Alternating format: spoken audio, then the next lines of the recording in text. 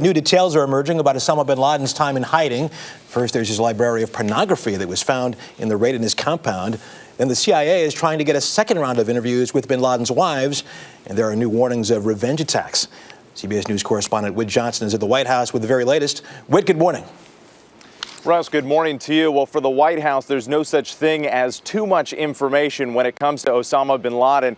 Now, this latest discovery of pornography inside his compound, it's all enabling the U.S. government to paint a whole new picture of the al-Qaeda leader.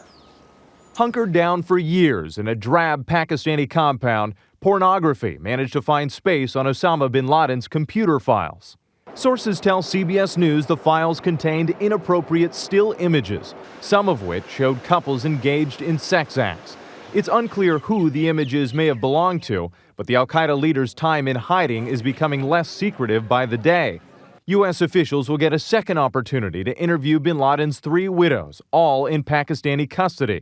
After days of maneuvering, the first meeting was granted just recently. It lasted about 30 minutes, with Pakistani officials in the room and bin Laden's eldest wife doing most of the talking. Sources say the CIA obtained little information.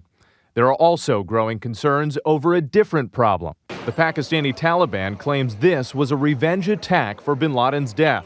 At least 80 people were killed Friday, following twin suicide bombings at a paramilitary training center in northwestern Pakistan. It's the kind of violence Defense Secretary Robert Gates warned of while visiting U.S. troops at Camp Lejeune, North Carolina. First of all, there is an awareness that the threat of retaliation is increased because of the attacks, because of the action against bin Laden.